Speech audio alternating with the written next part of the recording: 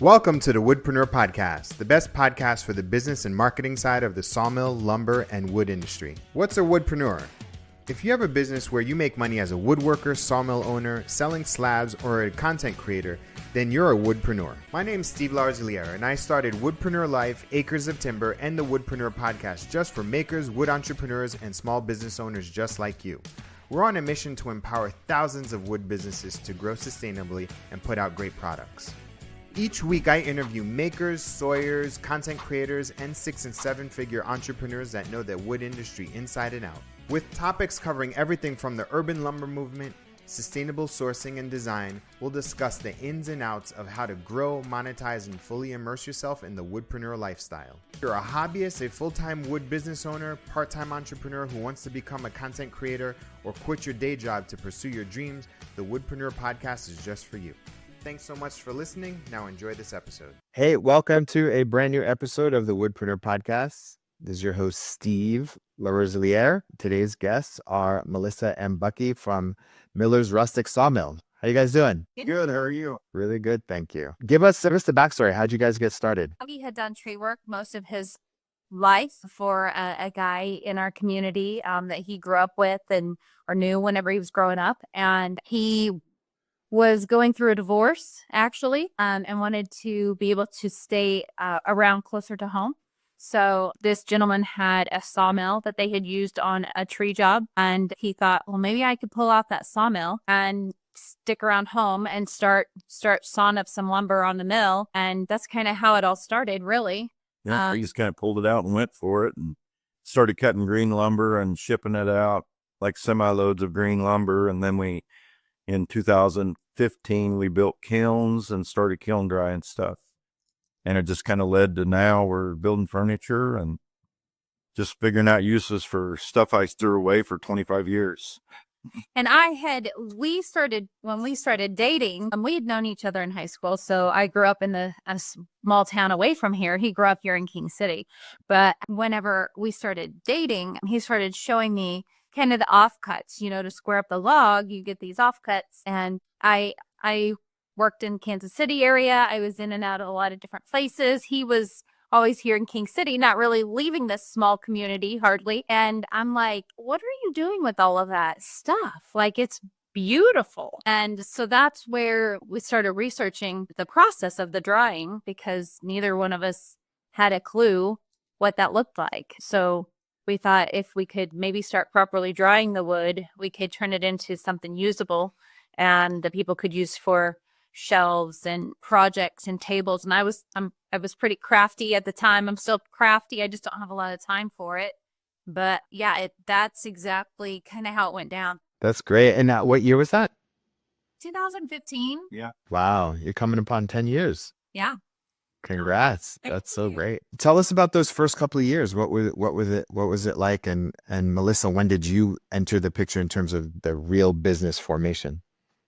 Well, I entered, but we both were still working I still had 3 other real jobs at the time. I had 3 other jobs that I was doing. I was doing business and development and marketing, and then I was working for a non-for-profit, and I was working a winery on the weekends. I was a single mom, and we started just part-timing it, weekending it, all of the things. He was full-time at the mill. I would say I started slowly dropping my jobs as our business picked up. One of the things that I would say definitely launched our business was the world of Facebook. Facebook was something that we were able to turn on for free and just start going in front of the camera. And so we started hosting what we called Slab Sales Saturday out at our sawmill in a 40 by 60 building is what we had at the time. Just a pole barn, not heated. Yeah, it wasn't heated. We didn't have a bathroom. It was on the property of the couple we bought the sawmill actually from, and so we would have to take people in to use their bathroom from time to time, and we had a crew of greeting dogs that would greet people. We sit out in the rural country of Northwest Missouri, so we knew that we would have to find a way to draw people in, and we would have to use something. If we were going to give the live edge part of it a go, we thought I just started turning on the camera and walking through and showing people. So we would just do random pop-ups of Slab Sale Saturdays, and we would be open, and people would started driving from all over. Yep. We had people 2 hours away coming So we to buy slabs. kind of thought, and during that time we had also been doing some markets. So we had been going to some shows, some smaller shows in Northwest Missouri, and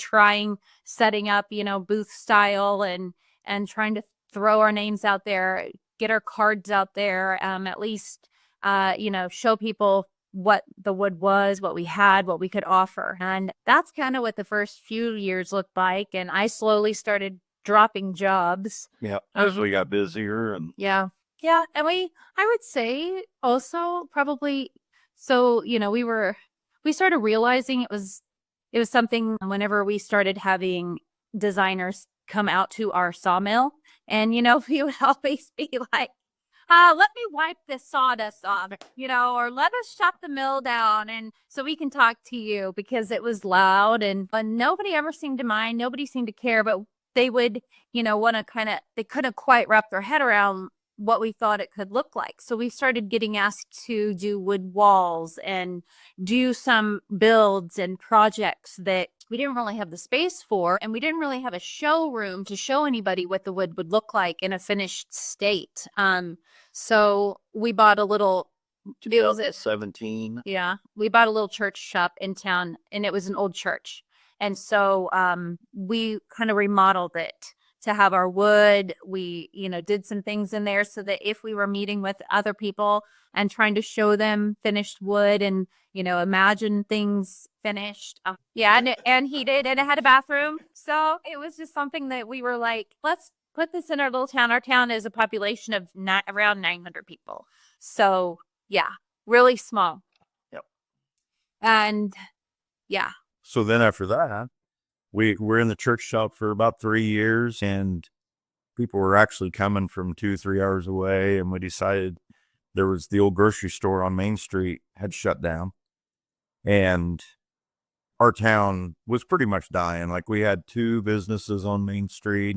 It was a Subway, City Hall, and then the Tri-County newspaper. And a flower shop. Yeah, we had a flower shop too. And so we had 3 businesses basically on Main Street, but the rest of them were turning into apartments and stuff. And the grocery store is 6,000 square feet.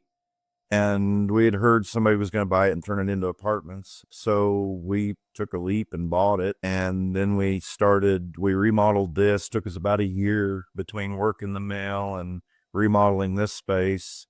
And then Melissa moved up here. We moved in here 2020, middle of COVID. We moved in here and had our grand opening in September during COVID. So that gave us a chance to bring. So are you in the grocery store right now? Is that where you are? Yeah. Yeah, the old grocery store. Yeah, this is a little back room that's actually finished. Yeah. Yeah, this was Melissa's showroom, and she did the stenciling and stuff on and started back here. But now we have like a whole workshop set up for woodworking. We've been. Do you still have the mill, the no bathroom place? That's where the mill is. Yeah, the mill and the kiln and everything is out on our farm now. We built a 120-foot by 40-foot building out there on our farm, because we ended up, it wasn't going to work out where we were at, where we started the mill. So we went ahead and moved it all to our place and built a new kiln. So we go out there and cut and dry stuff, and then we come in here and work and build. And that way people come here and it's cleaner. I mean, you can't have a workshop and not have it perfectly clean, but it allows people to come in here and see our wood and sit down and visit with them without the mill running and having to be shut down. And it's just a lot more comfortable in here. That's really cool. So if you saw my eyes, I was just scrolling through your Facebook page. First off, you guys are really inspiring. This is really, really cool.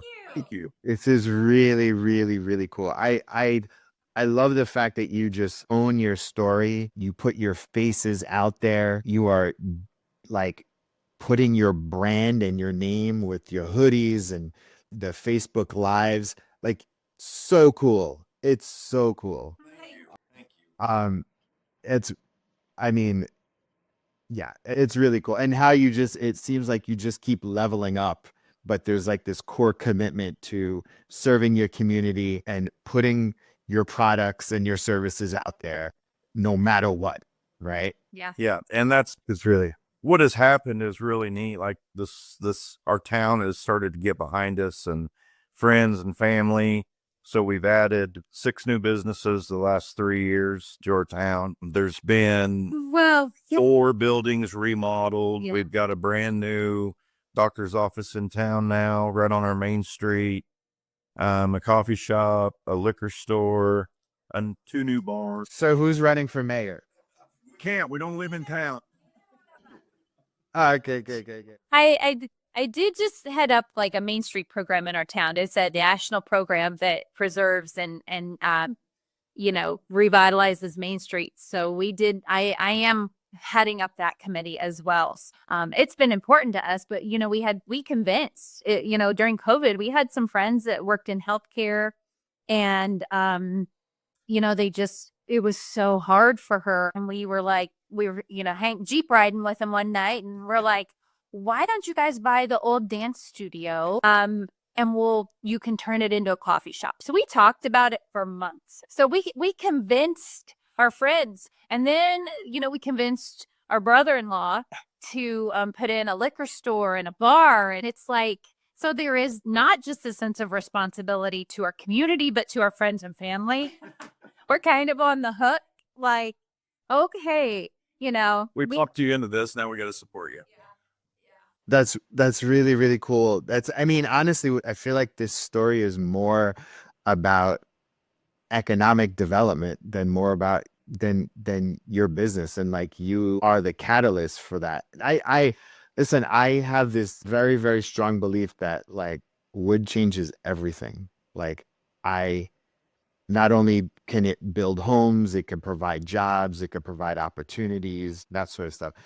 So talk about the business breakdown. Like, what is the main product and service, and then what are the sort of ancillary things? Main product and service would definitely be our slabs of our live edge slabs. I would say our kiln dried live edge slabs. Everything is from Missouri. It's all sourced here in Missouri. We kind of hit home on that. We try to. And then I would say our custom services. The fact that we had 3 guys, and now it's just my husband and my son, and we build everything with it. It's an art form. It's a skill that you only master by trial and error. And the 2 of them, for sure, for the duration of, with the exception of a guy that was with us the whole time, and he just left earlier this year. His wife got relocated, so they moved. And, these 3 guys have essentially been learning as our businesses went along, because once we moved into town and we had these slabs, you can only tell so many people, or only have so many DIYers walk through your shop that know what they're doing, can have this vision. The majority of the people need someone to build it, need someone to have the vision, need to be shown, and need to have it done for them. And so that's what happened when we moved in here.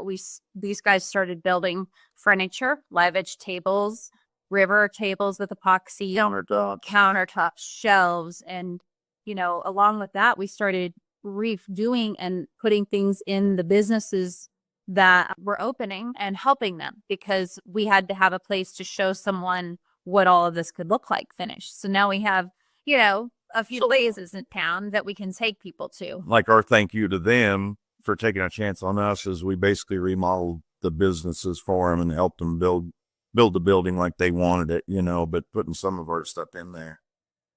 So how do you balance risk and opportunity? Well, he's a risk taker, and I would differ on that. He's a big risk taker, probably more so than I ever would have been. And I like a good opportunity. I can see opportunity in almost everything, I feel like. So I think the 2 of us probably balance that out. And I think we've always had to say, does this make sense? And is it a good time financially to do that if we're going to do this or this or...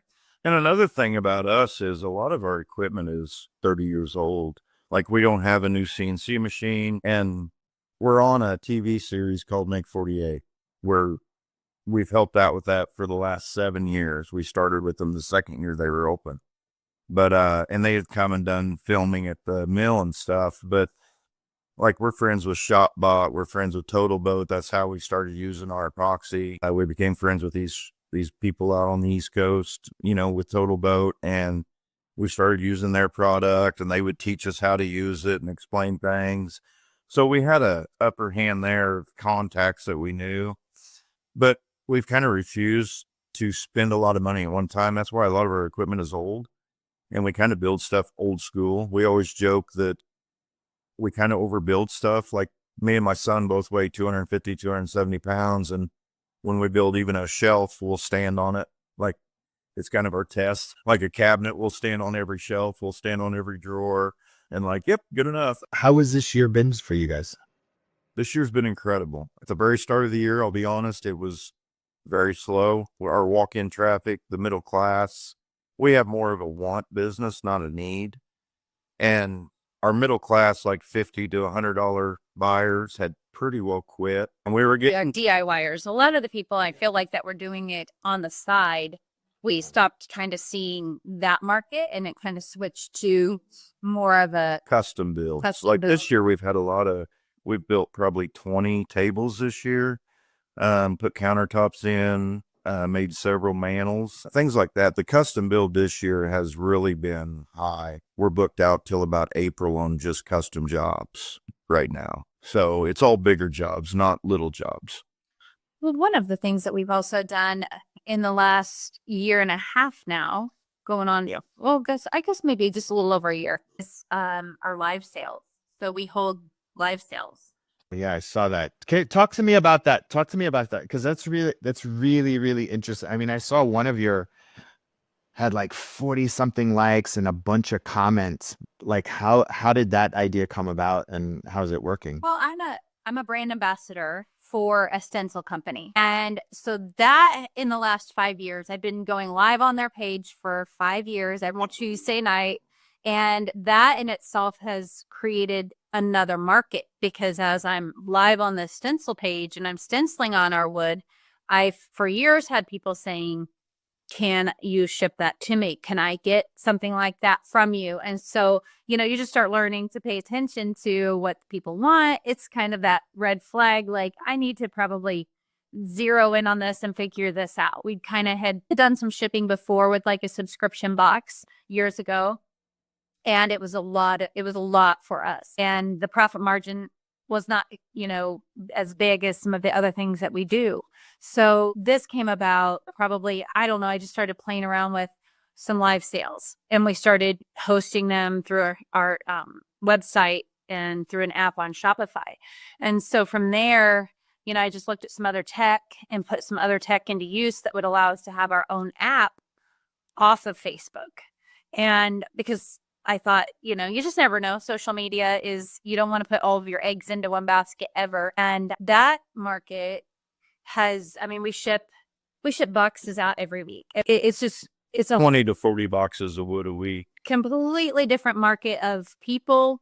I would say the demographic is probably ages 60 and up, mostly women, who are across the country doing their own craft booths, doing their own flea markets, making wood signs, either reselling it or gifting it away. And we have consistently grown that app to over, I think we're almost at 800 to 900 users on our app. So, and we've just had the app less than a year. Yeah. So this is the Shopify app? Well, it was where I started. I'm using Comment Sold now. Comment Sold? Mm-hmm. It's a selling. Comments. Oh, yeah, I know what you're talking about. Wow, that's really interesting. That's so interesting. I mean, tell me, and that's like smaller DIY, like it's essentially the offcuts from the big custom stuff, right? Yeah, we tried to figure out like getting the boxes and the shipping figured out, because shipping's so expensive, but we finally figured out we can cut slabs this big and put in this box, and we can put this many of them, and then the people paint them and use the stencils that she's selling so she can use them on her site and show what to do with them. And then they get on our live sales and buy wood from us to do what Melissa did on her live. Fascinating. Question that I always have, and this is not for me, but this is for the people that are listening. How did you balance between like who shows whose face and understanding the power of putting a face to a brand? Because there's both of you are out there, right? Like, and I'm assuming, I don't want to assume, but I'm assuming Melissa is taking pictures, and she's like, she understands the power of connecting, a face to a business. Um, can you talk a little bit about that power there and how you developed the connect? I know you must have a connection to your customers, Oh, right? Can you talk about that? that's just always been super important to us. We have customers, and I think that that's also what has grown our business and keeps people coming back or gravitating towards us. Is, I mean, if you walk into our shop in person or whether you're online, I mean, we know your name. We know where you live. We know what kind of wood you like. we try to pay attention to the details, and I think I can tell you that a lot of that I feel like also comes from my previous experience in marketing and business development. I worked for a company for 15 years, and it was a family owned company. And I did what I would consider grassroots marketing. I walked into insurance offices for my job and had relationships with them. I got to know them. I got to know about their kids. I got to know about their families. And it was just a relationship that I established with people. So then when the time came, they might think of the services that the company I, work for provided. It was a body shop owner. So, it was just, I think that experience for sure that prepared me down the road to help run a sawmill business, which is insane. That's so cool. That's so cool. It's so cool. You guys are so cool. Look, I'm going to say this for my listeners is you got all these sawmill guys that are busy trying to do things themselves. And when meanwhile they have their biggest cheerleader in their partner and their spouse that could be propelling them moving forward. I've talked about this many times with lots of different guests and even my clients. So like, you really need to be a team in order for you to grow. And if a partner, a wife, husband is involved in the business, they're more likely to invest in it, right? They're like, oh, you have this, CNC, or you have this mill, but you save up, and that if you get a higher functioning one, you can make that money back in X amount of time. So therefore, that $50,000 to $1,000 investment, you can literally see, because, right? Does that make sense? It's just like by both of you being in it, you build a stronger like family foundation too, so. And we have our kids help us, and then our son, he quit college actually to come home and help run the business with us. He was going to school to be a teacher, and he called after a couple of years, and he was like, I don't want to do this. I want to come home and work, the business. And so he did. But another thing that, like, I don't like being on the camera, truthfully, but she is a big camera person. And being honest with the world, if you put a pretty girl in front of the camera, more people are going to be interested than seeing me on there, and it's just For sure. again, and she's more personable than I am. She knows how to speak and represent stuff. So it's been a good mix, because I would rather be in the back just making stuff she tells me to, or working. I mean, right, you're in there too, so people know, you know what I mean? Everybody has a role. So that's really cool. All right. So this is the part of podcast where I give you any marketing or business advice. Is there anything that I could help you with, or any advice that I could give to help you grow your business more? That'd be you. Yeah. Yeah. From the perspective of, just getting help where we need it. Probably sometimes I think, we are so small. Sometimes it's that point where you hit that it's kind of hard to grow and not feel like you're outgrowing what you can do. And so that is something I would say that, sometimes we could struggle with, because there's always plenty of the more things, it's sometimes hard to stay in your lane with what you do and we're a very niche business, I feel. And, we get asked to do some things. It's really, I tell him all the time, I'm like, we haven't ever really said no to things that we get asked to do. Yeah. Yeah. So what's the question? The question is, how do you make that decision? And I feel like it's never been a shift, or it's never been a no, I guess. For, I don't know what I'm trying to say. I think I'm trying to say, how do you know at what point, you look at your business and say, okay, we need to add this, and we need to do, and give someone else a little bit more control over this part of your business. Yeah.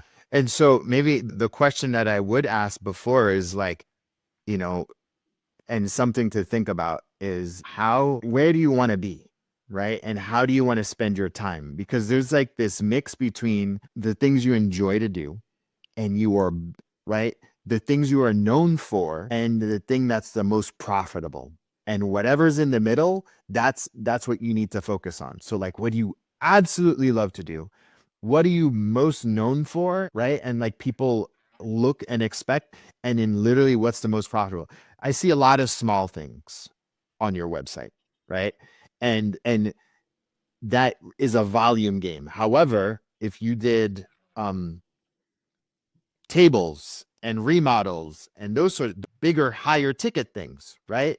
And then you do the workshops. So it's like put a priority list about like what to focus on, and then what has the highest leverage, go all in on that to continue to maximize those profits. And then with those smaller things, add resources there, whether it's an extra person, whether it's an extra piece of machinery, whether it's an extra space or a partner that can help fulfill, because it seems like you guys got the brand, right? And so I would do the things that would maximize the profitability and then reinvest it into the smaller things while you control the brand and the customer experience and the stories. Does that make sense? Yeah, it does. Is that helpful? So something I've struggled with, and I'll ask you then. So we've had a lot of people ask to have our furniture in their stores, but the whole purpose of us not ever doing it before was we want people to come to King City. We want them to know, hey, I can't get that anywhere else but at Miller's. So is that wrong? Like, if you want to grow and you love building tables, should we? What I would do, listen, there's lots of ways that you can do it. What I would do is design a line with them and have it be in there. And maybe it's a white label brand and they buy it at bulk, and then and it doesn't even have to have your name on it. Okay. You know what I mean? Like co-brand it with somebody so that it doesn't dilute your brand. I see. Because honestly, what you're doing is special. And if I were to give you another piece of advice, it would be to literally go all in even more and professionalize the brand and the lives and your storytelling. I would figure out how to get a videographer to just start telling your own story even more. Make your own little show. Like because I come across this thing, and it was basically a town devoted, I forgot where it is, just on knitting. Or is it Hamilton? Is it quilting? It's like 45 minutes from us. Yeah. Oh my God. Replicate that, but for wood. So, 4 years ago, we went and met with Alan and talked to him about what we wanted to do in King City. So he kind of gave us an idea, and we would love to work with them. And we have an idea that could help his town and our town work together, because we're only about 45 minutes away. That's incredible. That's incredible. I mean, look, I see what you're doing, and you heard the idea and you're like, oh, I already know it. So I know you probably are religious people, correct? So what the words that came out of my mouth, who gave that idea? And what is the idea telling you to do? Well, that's what we've been working towards. We hash, and that's, years ago, whenever we were getting ready to buy this store, we were just like, we knew about Hamilton. We hadn't ever been there, even though it's 45 minutes. I'm not a quilter, but it's the quilting capital of the freaking world. And, whenever we met with her son, Al, we sat and had lunch and we just chatted and we were picking his brain, and we're like, wouldn't it be so cool if we could be like the wood capital of the world? And, and I know that's probably crazy, but we haven't even talked about Sawdust Fest. So Yeah. Festival. But that's what I'm saying. Like all of these things, like, but you get there by maximizing profitability on your highest margin leverage product. And like, that's what I would do. The tables, the build outs, like this is one last piece of thing. Create a little portfolio and send it to every interior designer, decorator, and architect within 3 hours of you. Oh, that's a great idea. that's a great idea. Clearly that's because that's how you're going to make more money. Because you know how sometimes you get the money and then you spend it just as fast as you get it. And then you're just inching, and you're waiting for that next thing to come so that you can push to the next step. But then you're always inching. It's annoying, isn't it? You just need to sell higher priced products to richer people, period. Yeah. Well, that's where the two of us are very different because, in a small town market, whenever, we started marketing online, I'm like, we are going to have to draw people in because the people around here are going to appreciate necessarily. Absolutely. That's why you got to go bigger. Yeah. You got to go outside. And now you're not afraid of shipping. Yeah. Like, so anyway, all right. Tell everybody your website and your website and your socials so they can follow you. They can follow us at Miller's Rustic Sawmill, and we're on Instagram, TikTok, and Facebook. And then our website is millersrusticsawmill.com. Awesome. Thank you guys so much for your time. I look forward to getting your story out to the Woodpreneur community. For having us. All right. Appreciate it. All right. Bye. Bye.